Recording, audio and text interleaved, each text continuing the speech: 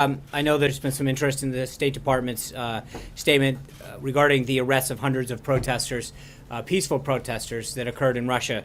The statement that the State Department put out says, quote, "The United States strongly condemns the detention of hundreds of peaceful protesters throughout Russia on Sunday. The detention of peaceful protesters, human rights observers, and journalists is an affront to essential democratic values. We are troubled to hear of the arrest of the opposition leader upon arrival at the demonstration, as well as the police raids on the anti-corruption organization he heads. The United States will monitor the situation, and we call on the government of Russia to immediately release all peaceful protesters.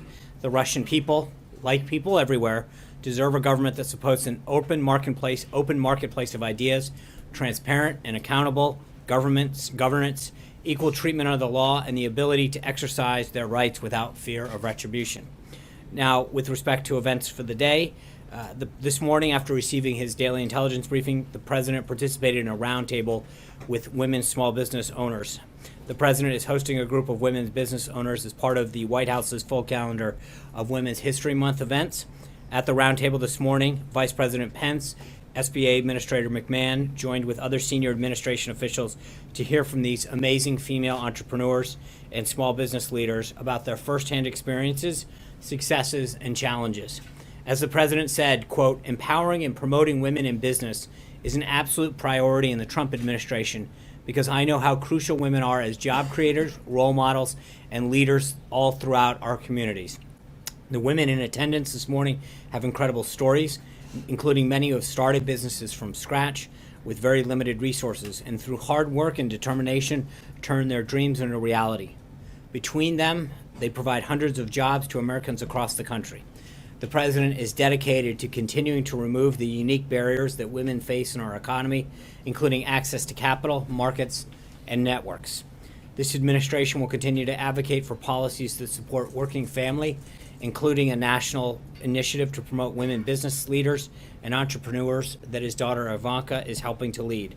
In honor of Women's History Month, the White House has been hosting events all throughout March. Just to name a few, the Centers for Medicaid and Medicare Systems Administrator Verma held a roundtable with women in healthcare, which the president attended. The First Lady held a women's empowerment lunch on International Women's Day. Earlier this month, Second Lady Karen Pence joined women from all 5 military branches for lunch at Fort Meade, and last week hosted military women at the Vice President's residence to thank them for their service. Under President Trump, the American economy is a place for everyone, regardless of their gender, to thrive. Following the roundtable, the president had lunch with the Vice President and Secretary of State Tillerson, and at 3 o'clock, the president will sign House Joint Resolutions 37, 44, 57, and 58. All of which use the powers of the Congressional Review Act to roll back job-killing rules. Before this administration, only one time in the nation's history had a president ever signed a bill that used the Congressional Review Act to cancel a federal regulation. In just his first 66 days as president, he will have signed 6 resolutions to eliminate unnecessary and burdensome rules. House Joint Resolution 37 rolls back the so-called blacklisting rule, which manufacturers identified during their meeting with the president as one of the most significant threats to growing American businesses and to hiring more American workers. The rule simply made it too easy for trial lawyers to go after American companies and American workers who contract with the federal government. The president saw that workers, taxpayers, and businesses were the ones who truly suffered under this rule, and he's glad to be signing legislation to eliminate it. House Joint Resolution 45, 57, and 58 cancel federal power grabs that took decision-making away from the states and local governments who know the unique challenges of their own populations. The president firmly believes that Washington's not always the solution to these problems, and that these bills return the power to the people by putting more decision-making in the hands of states. House Joint Resolution 44 removes a Bureau of Land Management rule known as Planning 2.0 that would have centralized federal and land management in Washington, diluting the concerns of local citizens who have a right that is protected by law to be involved in this decision-making process. HJ Res 57 and 58 eliminate the Department of Education regulations, which limits states' flexibility in how they assess the performance of schools and teacher preparation and programs. Removing these additional layers of bureaucracy will make it easier for parents, teachers, and communities and state leaders to address the needs of their students. The President will continue to work with Congress and the rest of the federal government until every unnecessary regulation that stands in the way of success for American business and American people is taken off the books. Additionally, the President spoke with German Chancellor Merkel and Indian Prime Minister Modi earlier today to congratulate them on their party's success in recent elections. We'll have readouts on those calls a little later for you both. The President also will announce the establishment of the Office of American Innovation. The Office of American Innovation will apply the President's ahead of schedule and under budget mentality to a wide number of government operations and service, enhancing the quality of life for all Americans. The office will have a particular focus on technology and data, hearing back from leaders in the industry. As some of its first priorities, the office will focus on modernizing the technology of every federal department, identifying transformational infrastructure projects, and reimagining the VA system so they can better serve our nation's heroes. The effort will be led by Assistant to the President and Senior Advisor Jared Kushner. Tomorrow, the President will sign an executive order to strengthen the nation's energy security by reducing unnecessary regulatory obstacles that restrict the responsible use of domestic energy resources. This order will help keep energy and electricity affordable, reliable, and clean in order to boost economic growth and job creation. And finally, before I came out today, Senate Democrats continued their obstruction to the President's nomination of Judge Neil Gorsuch to the Supreme Court, with the Judiciary Committee seeking a one-week postponement on its decision. Over the weekend, Senate Minority Leader Chuck Schumer defended his decision to mount a filibuster against the President's unquestionably qualified nominee. If Senator Schumer gets his way, this would be the first successful filibuster against a Supreme Court nominee in American history.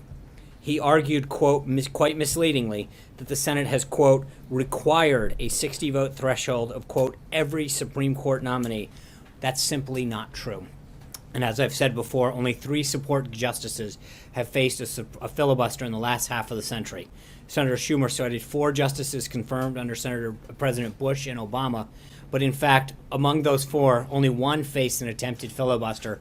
That was Justice Samuel Alito. And it was President Obama who then, as a senator, voted to filibuster Justice Alito and later publicly expressed his regret for that. The fact is, an attempted filibuster of a Supreme Court nominee is rare, and to do so in this context with such an eminently qualified and brilliant judge is nothing short of obstructionism. That's why Senator Pat Leahy, the former Democratic chairman of the Senate Judiciary, said he is, quote, not inclined to filibuster, end quote, even if he ultimately may not vote to confirm the judge. The fact that the former chairman of the Judiciary Committee won't stand by the minority leader exposes the leader's efforts as nothing but obstructionism that undermines decades of Senate tradition. Through 4 days of extensive hearings, Judge Gorsuch demonstrated his judicial philosophy, his sterling academic credentials, and a brilliant legal mind. He deserves a fair up or down vote. And with that, I'd be glad to take a few of your questions. Jonathan. Is the President serious about working with Democrats going forward after what happened with healthcare? Absolutely. In fact, starting Friday afternoon through late yesterday, he's received a number of calls, as well as other members of the senior staff that had been working on healthcare, from members of both sides, saying that they would like to work together, offer up ideas, and had suggestions about how to come to resolution on this and get to a House vote on this. But wouldn't this require a... Sorry, this isn't a free-for-all. Jonathan's asking a question. But wouldn't this require a serious course correction for the White House? I mean, the President's branded Chuck Schumer a clown, worked entirely with Republicans on this bill. Would this require a serious change of course for the President? To some degree, sure. And I think the President talked about that. I think we learned a lot through this process. I think we're obviously looking at ways that we can improve not only how we handle healthcare, but other things, how we do everything. And I've mentioned it to some of you in the course of things. I think, one of the traits of a successful organization is to always examine how you do things. But I think that there's been a lot of outreach from members of both sides with ideas, and the President's willing to listen to these individuals. And if they can come to resolution on a way forward, obviously we're willing to listen and to move forward. But there are a lot of folks that came forward with these ideas. And with all due respect to the beginning of your question, I don't think it's a one-way street in some of the comments that have been made. I think some of the Democrats who now say they weren't involved early on in the process said that they wanted nothing to do with this process. There was no way that they would engage in any discussion to repeal. So I think it's a two-way street, and I think that we have been willing to listen to folks and their ideas. And the president's advice is that if we can come up with resolution on a way to move forward, we'll certainly entertain that. And where's the buck stop for this failure? Well, it's not. But just so we're clear, look, we're at the beginning of a process. I don't think we've seen the end of healthcare. As most people have noted, I think the Obama administration, from beginning to end, it ultimately took about 17 months, went through a series of fits and starts, and it wasn't until Scott Brown was elected, denying them the 60th vote in the Senate, that they finally jammed something through. And frankly, a lot of the reason that the Secretary of Health and Human Services has some of the powers that they do is because they got it, they had to jam it through. But there were several failures when Obamacare went through during the process, and ultimately they tried to go through a single payer process, and they got rebuffed on that by some of their own members.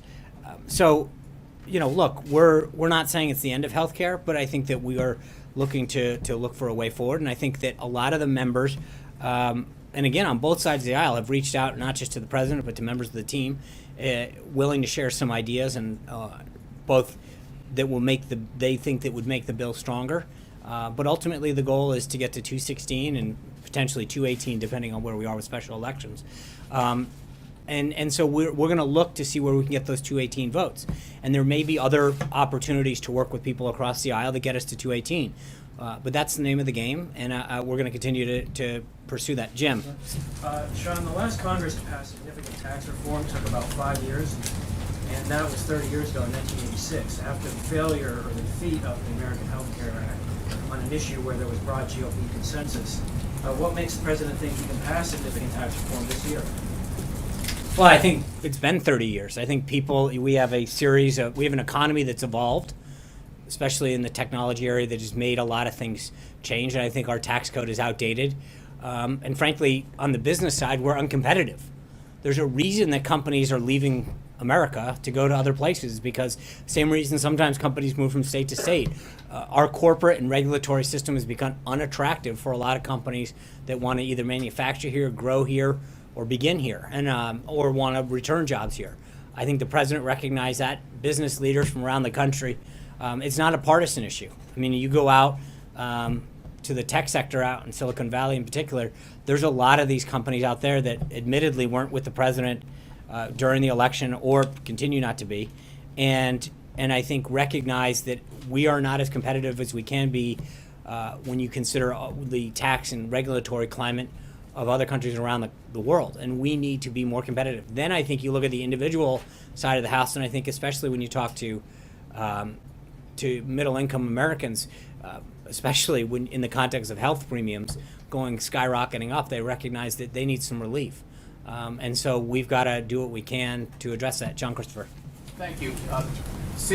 Historically, since healthcare has beguiled many presidents, all the way back to Harry Truman, and certainly when Hillary Clinton came to Washington, she went to the Hill and thought that she could get it done.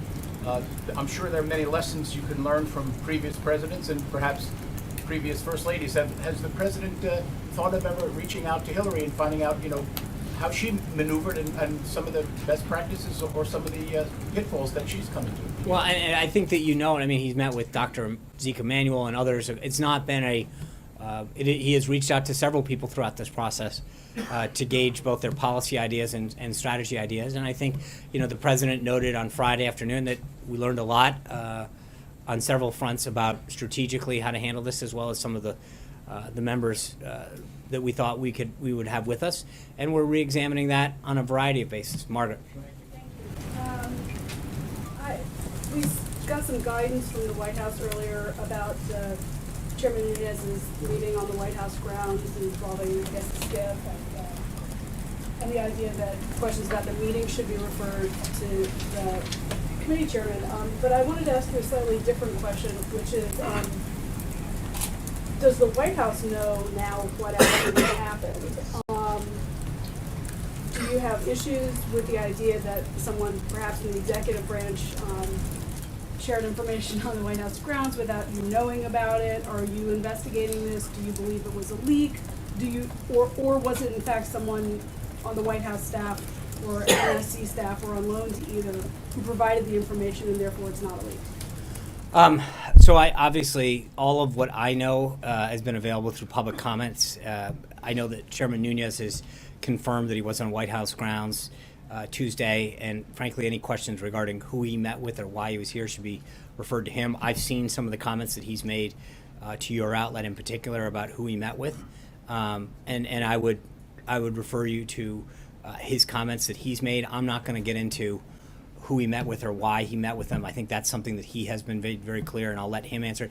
This is he is the one who has discussed what he is reviewing, and so I will leave it up to him and not try to get in the middle of that. Just to close the circle on it, I'm asking a slightly different question. Okay. At least I'm trying to ask a slightly different question, which is, does the White House know what happened now beyond public accounts? And are you satisfied that you don't have an inappropriate leak in the executive branch? No, I'm not. We're not concerned about that. I know that he is, again, everything that I know about what he has done is through public reports that he has made on the record to different folks when he said he has multiple sources. He had met with different folks to gather things as part of his review of the situation. And so all I know and what I'm willing to communicate is what has been made available through on-the-record comments that he has made.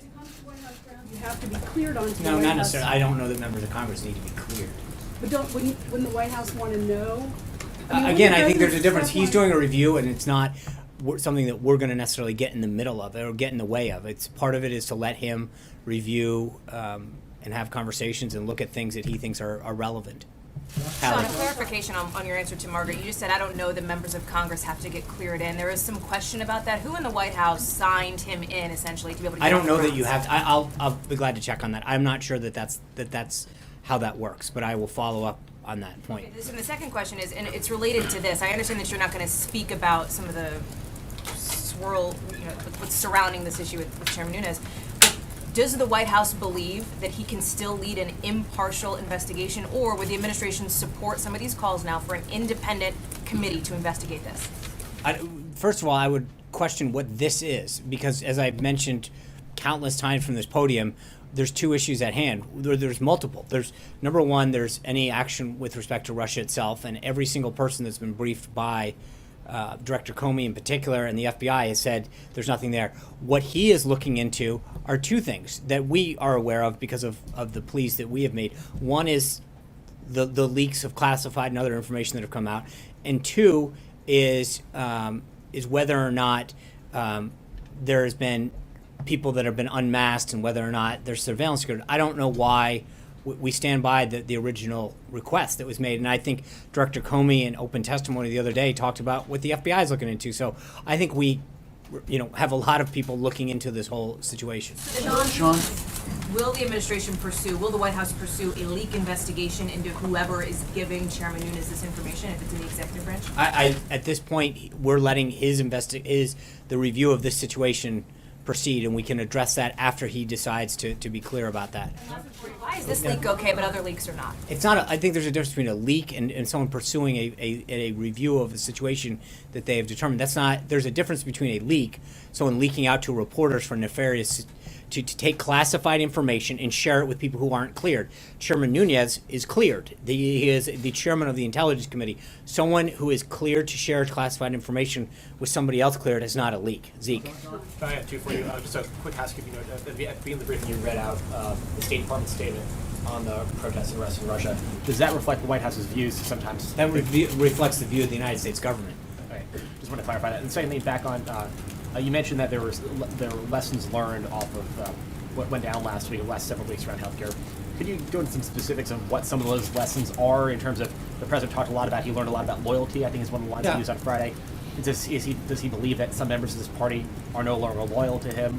Go through, what are some of the lessons? No, I'm not going to go through. I mean, obviously this is an internal thing that we discussed, but I will say that, we look at things like everything from, who we met with and when we met with them, to whether or not we should have, how everything was rolled out and what organizations were met with, what commitments were met and when. And there's a lot that goes into this, and you look at whether or not that's applicable to another situation, whether that's unique. But obviously, yeah, you do look at some of the individuals that you met with, both in terms of timing, in terms of commitment, in terms of substance, and evaluate, just the process itself, but then also to some degree the individuals and whether or not that is someone that there's several folks. And again, it depends on the aspect of it. There's a legislative affairs team, there's a public policy team, there's a comms aspect to this, but we all internally talk about what went well, what didn't, and we do that not just with the bad, but the good. I mean, I think Jonathan asked it somewhat at the beginning, but I think if in most organizations, whether or not you do something really well or not as well, it's usually incumbent upon you to think, what did we do well, so that for things that we did really well, we sustain those kind of aspects of something, because there's always something to improve. And even when you don't do as well, but there's parts of things that you did that could have done, that you did well, and you don't want to throw the baby out with the bathwater. So there's an ongoing piece to this, Major. Follow up a little bit on Chairman Nunes, and I have a question about Jared in a second. So, yes, members of Congress may not need to be cleared in, but to get access to a SCIF, I do believe that requires some cooperation from the executive branch, because there are intelligence places on Capitol Hill that are secure that this meeting could have taken place. So it creates the impression that Chairman Nunes came over here and with some degree of cooperation with this White House was able to carry out this meeting and then make the announcement that he did, which is perceived by some, most of them Democrats, I'll grant you that it was trying to be helpful to this president and this administration. So it appears there was some degree of cooperation in this process that the White House granted Chairman Nunes, making it not just an investigative action, but a cooperative one. Right. So I would refer you to two things. Number one, we've asked both of these entities, both the House and the Senate Intelligence Committees, to undertake this review. So it is partially at our request that they're looking into this. Number two, based on the public comments that he made to Margaret's organization, he has said, from my understanding on the record, that he did not meet with White House staff. So again, I think you're trying to make something that he has himself, from what I've read, not actually been the case. That's not what I asked you. I asked you about cooperation to have access to a I SCIF, understand which is that. something that has to be carried out with your agreement. I will be glad to take a look at that and figure out whether or not that is an accurate statement or not. Okay, let me ask you about Jared. There is an understanding that's trying to be worked out, as we understand it, between Jared and the Senate Intelligence Committee. Is that testimony? Is that something that the committee has requested? Is he volunteered? Yeah. Does he believe he has something to explain to that committee and more broadly the American public about what he did on behalf of the transition with whom he met with, and some of the meetings that he took that are raising questions about Russia and folks that he met with that are outside of diplomatic channels but have other aspects to their Russian business deals that may cause concern? So throughout the campaign and the transition, Jared served as the official primary point of contact with foreign governments and officials until we had State Department officials up, once we assumed. Request. That's correct. And so given this role, he volunteered to speak with Chairman Burr's committee, but has not received any confirmation regarding a time for a meeting or anything. Is this going to be a private meeting, or is this going to be I don't know. He And what was is at, he trying to accomplish with that? I think based on the questions that surround this, he volunteered to go in and sit down with them and say, hey, I'm glad to talk about the role that I played and the individuals I met with. But again, remember, given the role that he played both during the campaign and during the transition, he met with countless individuals. That was part of his job. That was part of his role. And he executed it completely as he was supposed to. And so he doesn't believe he owes the American public an explanation For about what? this. Doing his I'm job? just Meeting asking. with? But you're acting as though there's something nefarious about doing what he was actually tasked to Well, do. it's not every day that someone in a senior position like Jared's volunteers to go talk to the Senate Intelligence No, Committee about an investigation because of the- dealing with meddling by a foreign power Right, in the and I American think based on election. the media frenzy around this, and I'm answering it. And I'm just saying to you that based on the media frenzy that existed around this, he volunteered to make sure that he said, hey, we've made some contacts. I'd be glad to explain them. Let me know if you'd like to talk. Plain and simple. Yeah. So just to be clear, just to kind of follow up on what everyone's been asking about Chairman Nunes. So the White House does the White House have knowledge of the information that Chairman Nunes received when he came to the White House, the first time? And if that's the case, or if that's not the case, is your position that the White House is not going to look into where he got the information from, or who gave him the information until his investigation is complete? I think that I'm not aware of where he got it from. I know in his public statements he's talked about having multiple sources, and so I don't know how he derived a conclusion that he did. And I think that at this point the goal would be to wait until the review that he is undertaking is completed. Caitlin. Why would Nunes need to brief the president on documents he viewed on White House grounds? Because that's a big assumption that you're making that's the only thing. He, as I said just a second ago, he had multiple sources on multiple topics. We don't know what he briefed him on in its totality, and so to jump to that conclusion is frankly irresponsible. One more question. Yeah. When will the White House resume releasing visitor logs? We're reviewing that now. Alexis. Just to follow up, I have two questions. One is on taxes, but last week you were advising the press corps that it didn't make sense for Nunes to come to the White House and brief the president on something that he had obtained from the White House, from the administration. So my question to you is, I know what you just said, but can you say factually, absolutely flatly, that it is not possible that Chairman Nunes came to brief the president on something that he obtained from the White House or the administration? I can't say 100% that I know anything what he briefed him on. What I can tell you through his public comments is that he has said that he had multiple sources that he came to a conclusion on. So to the degree to which any of those sources weighed on the ultimate outcome of what he came to a decision on, I don't know, and that's something that frankly I don't even know that he discussed with the president. So it's possible, as far as you know right now. It's Anything, possible. I mean, It's possible. anything's possible. Okay, here's my question on taxes. Yeah. The president has said that in the past that he thought maybe tax reform would flow over into 2018, calendar year 2018. And we know from the president's admiration of the 1986 tax reform, that took more than 2 years. Can you answer two questions about tax reform? Does the president anticipate that it will take that long going into 2018 or beyond? And who is going to write the tax legislation? Who is going to devise the plan that the president wants to put his name on? Well, so on the first one, I know that Secretary Mnuchin has talked about August as a target date, and I think it depends. I mean, as you point out, these are big things. There's a lot of groups that are going to want a ton of input because of the very nature that it's been 30 years. But I think part of this is going to be dependent on whether, how the degree to which we can come to consensus on a lot of big issues. But I know that we have a goal, and it'll depend on a lot of these issues, both on the corporate side and on the individual side, how that process evolves. So to predict it, I know the secretary would like to have it done. He'll play a huge role in this. Gary Cohn will play a big role in it. I think our legislative affairs team would play a role in it. There's a lot of folks on the team, Secretary Ross on the commerce side. There's a lot of individuals that he's assembled a world-class cabinet that has a lot of interest in helping to grow the economy, to attract jobs, create a more favorable tax climate here in the country, but then also provide tax relief for middle-class Americans. So, we're not there yet. Will it be the Trump plan?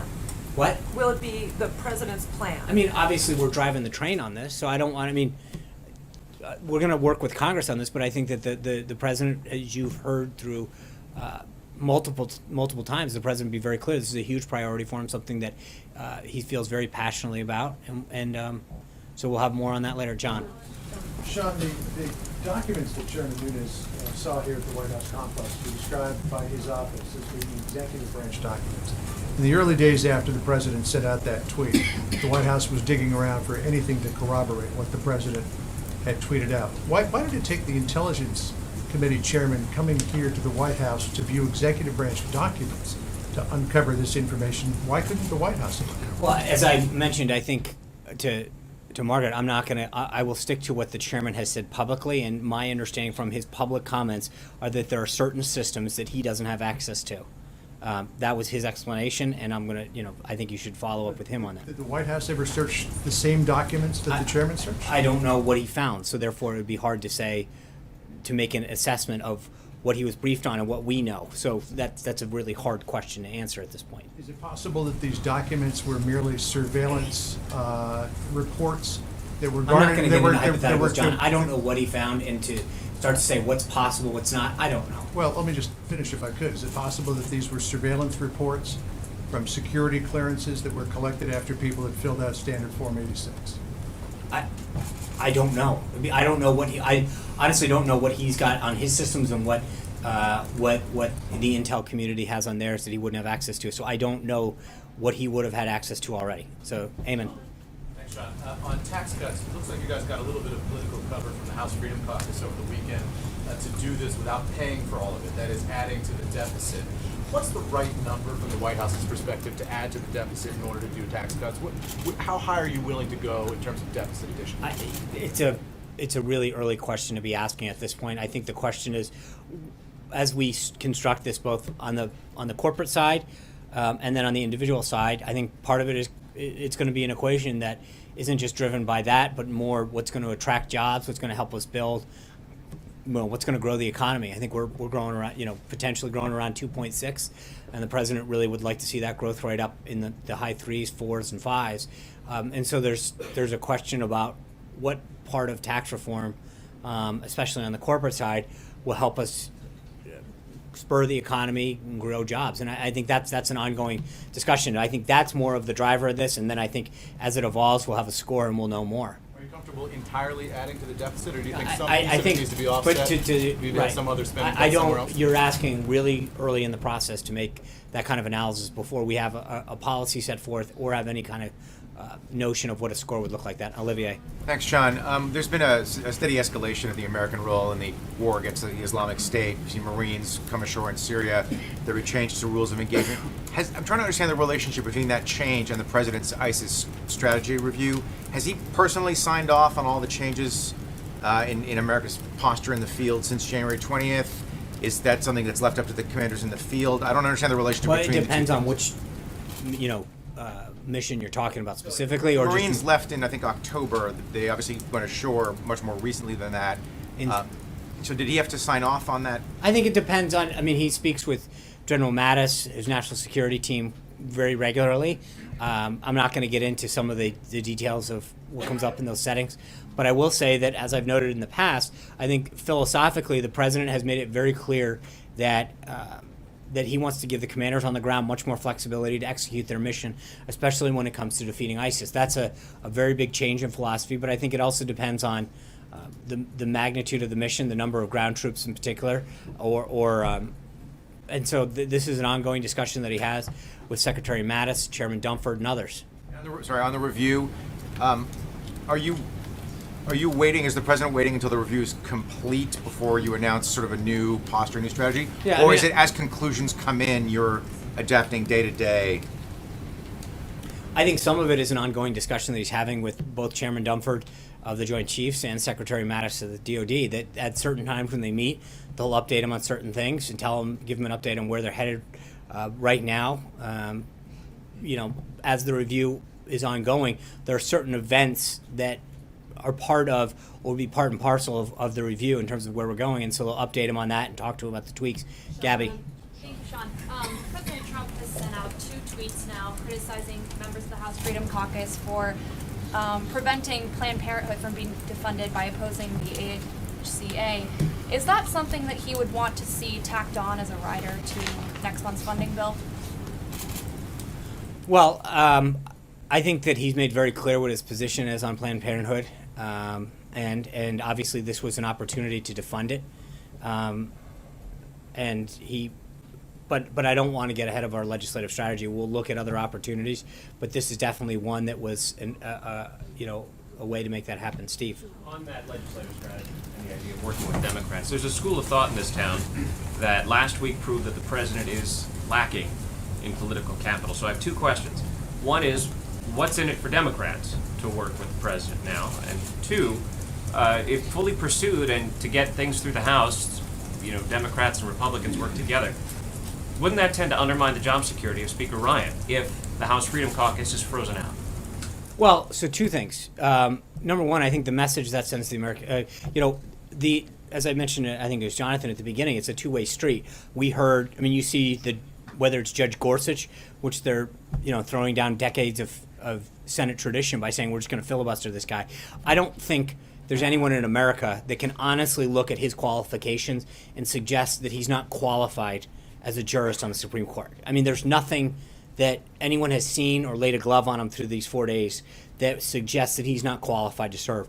And I think that it's and again with Obamacare, repealing and replacing it, several of this leading Democrats came out from the get-go and said we have no interest in doing that. So I think there's a point at which both parties can look back and figure out whether or not it's worth engaging. I think the president, as I mentioned, is eager to get to 218 on a lot of his initiatives, whether it's tax reform, infrastructure. There's a lot of things, and I think that he is going to be willing to listen to other voices on the other side to figure out if people want to work with him to get these big things done, to make Washington work, to enhance the lives of the American people, then he's going to work with them. I think he had a great meeting with the CBC the other day, for example, where he talked about infrastructure. He talked about loans and small business lending, education. There are things that he is willing to engage individuals with, or groups or caucuses, to get to 218 and further advance his agenda. So it's not about undermining anybody. It's about moving the agenda forward and getting things done. But it's Speaker Ryan who puts bills on the floor, not the president. So what's in it for Speaker Ryan? Getting things done. I think there is still a sense of doing what's in the best interest of this country that exists. So, I mean, let's just make sure that we understand. I think that his goal, he came here to get things done. And I think, as was pointed out, there was a level of disappointment that he expressed on Friday. He wants to get things done. If people want to work together, and I think what this event on Friday did was, frankly, draw more people into the process to saying, okay, let's figure out if we can actually come together with some consensus ideas to get to 218, whether or not they come from one side of the aisle or the other, to pass this bill and to make a better system. He understands, and frankly, I think a lot of Democrats do, that there's an opportunity here. With health care being such a big issue, with Obamacare being such a looming disaster, that we have an opportunity to do some stuff. And if Democrats want to join in, then that's great, and we'll do that. Mike. Excuse me. You've talked quite a bit up there about the wide latitude that Secretary Price has to dismantle Obamacare from his spot. Is that still the case? Will he continue to try to dismantle Obamacare while you're trying to work with moderate Democrats on health care reform? And also, the health care bill would have repealed almost all those Obamacare taxes. Do you want to see those repealed as part of the tax reform bill? I think Secretary Price was up here today. There's a lot of meetings that are already taking place internally with the team. There's a lot of options that are on the table in terms of, especially when it comes to what we called phase 1 and phase 2, trying to get some of that stuff out the door. And as we look back on, we're talking about lessons learned, I think one of them is to try to get some of the phase 1, phase 2 meshed together and pushed out. How we do that, whether we wait for the revival of legislation before we put it up. Remember, I think, just so we're clear, and I mentioned earlier in this, Obamacare had a ton of fits and starts during its process. It was left for dead multiple times, but they pressed forward. I don't think that that's necessarily a model to look forward in terms of how they jammed it down. But I do think that we have to recognize that we were 17, 18 days into this process. I think the president's made very clear it's not over. There are people coming to the table, but he's going to listen to all good ideas across the spectrum to figure out what it takes to get to 218.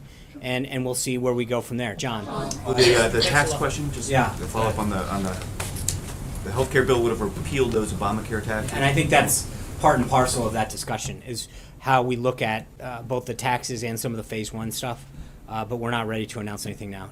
John Decker. Yeah, as far as Jared Kushner's offer to meet with Chairman Burr and talk with the Senate Intelligence Committee, is there any particular reason why the White House would not be opposed to the idea of Jared Kushner testifying under oath before that committee? Jared volunteered to meet with the committee. They haven't even confirmed having a meeting yet, so to get ahead of what they've even asked for would be a little silly. Send, in the White House's view, a dangerous precedent in having a senior aide to the president going up. Ordinarily, we see sometimes the White House invoking executive privilege. Why haven't you done this in this particular case? Because I think Jared did a job during the transition in the campaign where he was a conduit and to leaders, and that's until we had a State Department a functioning place for people to go. Remember, we had a delay in some of these things, and that was his role. And he wants to make sure that he's very clear about the role that he played, who he talked to, and that's it, Jim. Is Obamacare repealed dead? I don't think it's dead. In the It sense, doesn't have to be dead if you're going to have Democrats working with you. To, why? No, to I address don't know that that's true, the because I think Affordable it's, Care Act. Why would they work with you? Because it's dying. You're still trying to repeal it. Because I think part of it is there's a recognition that it is failing. It's dying on its own. It will be dead soon. Democrats say it's not dying. Okay, well then a lot of Democrats need to get there more are money. repairs that They need to be made, they say, but I to understand kill the that, whole but thing might I not understand be what they want, the route they but want to go. I think there's a difference. I think that we recognize that premiums continue to go sky high, deductibles are going sky high, choices are going down. By Leader Pelosi's own metric, this is dying. She's the one who crafted the metric. She said that there was a three-pronged system determining its success. It is an abysmal failure. If they want to come back to the table and recognize how we can do it in a more responsible way to achieve the goals that Obamacare set out to do, but do so in a way that's going to do the opposite of what Obamacare actually did, which is to increase choice, drive down cost, we're willing to have that discussion. But right now, and I again, they remember, say repeal has to be right, put to the side. But Jim, one of the things that I mentioned, I just want to be clear on this, is we have to figure out how we get to 216, 218, depending on where the number is that given day. That doesn't mean we need the entire Democratic caucus. That means we need some responsible Democrats who want to sit down and have a discussion about how to do that. And I think that there may be enough of them that are willing to do that. But I understand where the Democratic leadership is, and that's one thing. I mean, they continue to stake out a very, very far left position. That's not where all their members are. And I think that we can, based on the calls that have come in over the last 50, 60 hours, I think that there might be some room to have a conversation with people who want to engage in a constructive conversation on how to move forward. And so let's see how that evolves. I don't know that we're ready to jump into this today, but I think as the calls come forward, the president's view is if you all want to get together and start coming to a way that we can come to resolution, we're willing to listen. But right now, we've got an agenda to continue to pursue. There might be a middle ground there, you think? I'm not going to jump ahead, but I will say that we believe that there is something that could still be done at some point. And I think the further along we go, where premiums continue to go up, more and more people will be drawn into this discussion because there's going to be a continued cry from people in terms of the impact that it's having on their pocketbook and on their ability to see people that a doctor of their choice or a plan that's just not seating them anymore. April. Real quick follow-up on Chairman Nunes. Do you reject that there's any kind of perception problem whatsoever in having the chairman over here the day before he comes out publicly and says, by the way, there's this information that's helpful to the president? I think the chairman's made very clear through his public comments what his goal was, and I think anyone who wants to, you can't ask someone to do a review of the situation and then sort of create inferences that because they're reviewing a situation that there's something that's not right about that. He is reviewing a situation. He did exactly what, and I think he's been fairly open with the press as far as what he was doing, who he spoke to, and why. And I think from our standpoint, that's what we had asked to do as a review. April. Sean, several topics. One, Shocker. Don't be. You heard the question that I lobbed at the Attorney General about the hate crime that happened in New York. The white supremacist who went to New York and targeted a black man. Hate crimes are on the rise. What do you say? What is this White House saying about this obvious, apparent hate crime? I'm not gonna. I mean, you yelled at the Attorney General a specific case, if I'm not correct. In the past to talk about this, and you've talked about issues of Right, hate and crimes. I'm glad to talk about the issue. I just want to be very clear that I am not going to reference any specific case before the DOJ right now. I will say that the president has recognized that we need to bring the country together. He wants to unite this country. He wants to bring people together. He had a very long conversation with respect to race in itself, which I think is somewhat, if I'm not correct in your question. There, okay, I just want to be clear. Thank you. And I think that was one of the topics that he talked about with the CBC. Some of the issues with respect to crime and education and some of the solutions that they suggested that could be done during their meeting. And I think those are the kind of things that I think we can continue that conversation. Okay, Sean, unfortunately, there's been a rise in hate crimes when it comes to different groups, to include anti-Semitic crimes. Yeah, and we- But you've commented from that podium, this is clear, this gentleman in his jailhouse gave a statement to a reporter talking about he wishes the man were younger and he was a thug that he killed. So what do you say to this? This is clear, it's racism at its utmost. Two issues. Number one, I think hate crimes, anti-Semitic crimes of any nature should be called out in the most reprehensible way. There is no room for that in our country, and I think the president noted that in the joint address, that there is one issue that, despite policy, should unite us, and that is calling out hate, that is calling out divisiveness based on the color of one's skin, one's religion, one's gender. The president's been very clear on that, and he's called it out before. He's, with respect to certain particular situations, he made it very clear at the opening of his joint address. That's what he led with, is a call to denounce hate no matter where we come from politically. He's also talked about it the night that he took the stage on that Wednesday morning around 2:40 a.m. about how one of the things that he needed to do and wanted to do as president was unite all Americans. But I think that there's one other piece to this, April, that I just want to be clear on. While we unequivocally, no question about it, need to call out hate, anti-Semitism where it exists, there is another thing that we have to do. And in your case in particular, while I don't know all of the details and I don't want to reference any specific case, but I think we saw this the other day with some of the anti-Semitic behavior that was going out with respect to people of the Jewish faith, is that we saw these threats coming into Jewish community centers, and there was an immediate jump to criticize folks on the right and to denounce people on the right and ask them to condemn them. And it turns out that, in fact, it wasn't someone on the right. And it was the president from the get-go had said, I bet you it's not someone, and he was right. And yet, oh no, I understand that. And I'm saying he's a white supremacist. I understand that, and I think in those cases, there's no question, black and white, we need to call out all instances of this. But that being said, while we're on the topic, I do think that there has been a rush to judgment in a lot of other cases when it comes to, in particular, some of the anti-Semitic discussion, where people have jumped to the conclusion about denouncing people on the right and asking for this. And in that particular case, we saw that the president was right and that this rush to judgment by a lot of folks on the left was wrong, and none of them have been held to account on that. And that is something that equally needs to be called out. When people are charging something of someone that is not true, there has been nothing to go back to those individuals. Nothing on the left who came and asked for everyone on the right to denounce something that they weren't guilty of. And I think that there needs to be an equal go back in time and call out those individuals for rushing to judgment and calling out those individuals. My second topic, and I'm done. Someone who was in the room, you like talking about this CBC meeting that happened last week, someone who was actually in the room at that meeting said that the issue of HBCUs came up, and that's a very sensitive subject right now in the black community and here at the White House. The issue of HBCUs came up, and it's Omarosa said that she would be the one heading the HBCU office at the White House, and the president did not make a response confirming or denying. Will this be the case? Is this the case? We don't have any announcements to make. I assume that you're referring to the executive order, and we don't have anything to announce on that subject at this time. Kristen. Sean, thank you. Given that the Freedom Caucus blocked the bill to repeal the Obamacare, does the president still believe he can work with the Freedom Caucus on future pieces of legislation?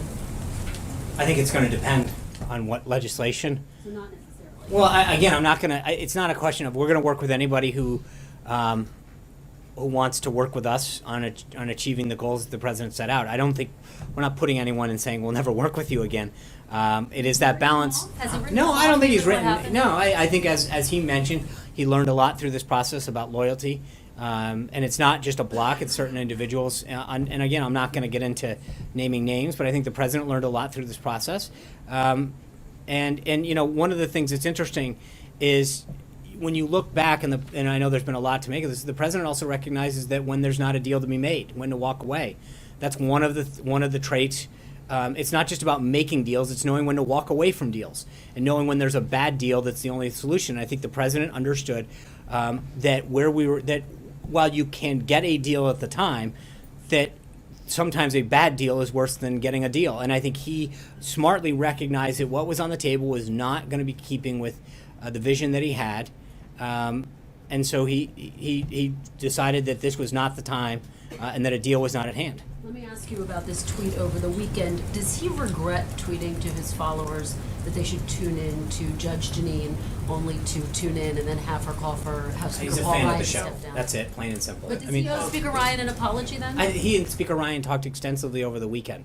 I mean, I don't know if they talked today. I think they talked both Saturday and Sunday at length. But again, he's a fan of the show. He tweeted out support of it. That's it, plain and simple.